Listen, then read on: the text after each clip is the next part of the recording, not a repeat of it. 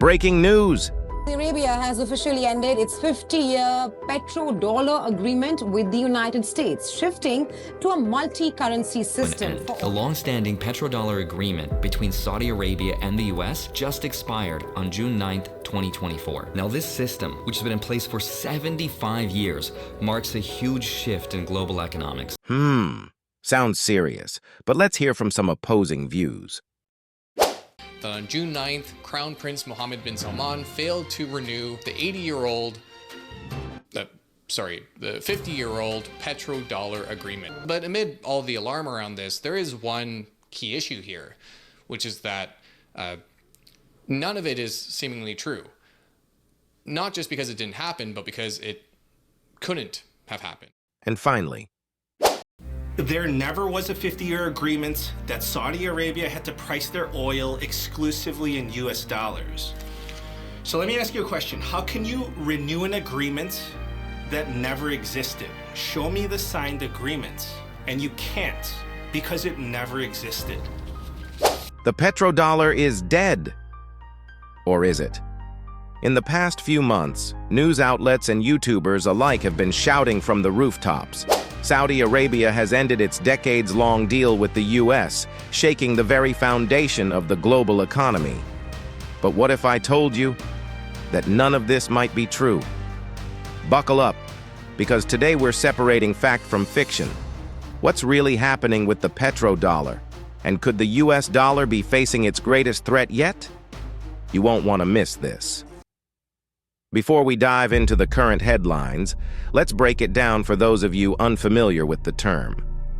The petrodollar refers to a system that began in the 1970s. After the 1973 oil crisis, the US struck a deal with Saudi Arabia.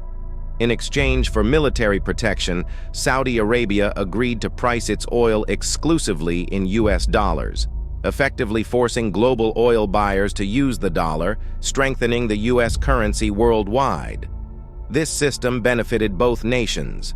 The US maintained demand for its currency globally, and Saudi Arabia got military support and stable oil trade.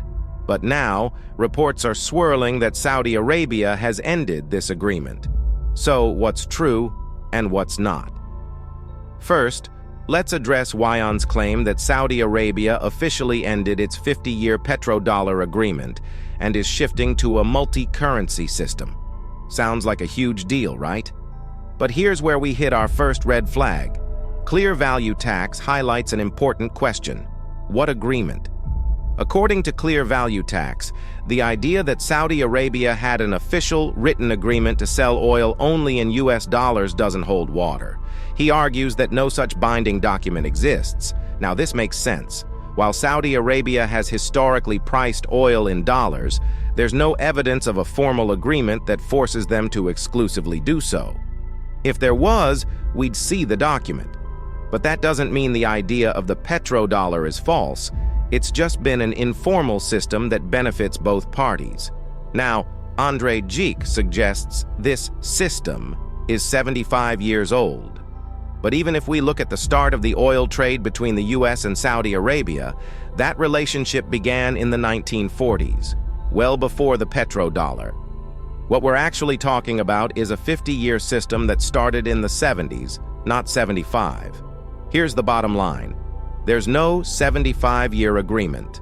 The petrodollar system as we understand it today started after the 1973 oil crisis. Now let's talk about what's really happening. While Saudi Arabia has been exploring selling oil in other currencies like the Chinese yuan, this doesn't mean they've completely abandoned the dollar. It's more of a diversification strategy. Plain Bagel points out something critical. While these moves sound dramatic, they don't signal the end of the dollar's dominance. The US dollar still dominates global oil trades, but Saudi Arabia, like other countries, may want options. This doesn't mean the dollar is doomed, but it does mean global trade is becoming more competitive. So what does this all mean for the future? While it's unlikely that the US dollar will lose its dominance overnight, we are seeing a shift in how nations think about their currency exposure. Saudi Arabia's actions reflect this. but calling it the death of the petrodollar is premature. The dollar is still king, for now. Here's what's certain.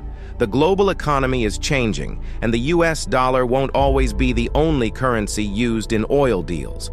But reports of its demise are greatly exaggerated. What do you think? Is this the beginning of the end for the US dollar, or just another shift in global trade?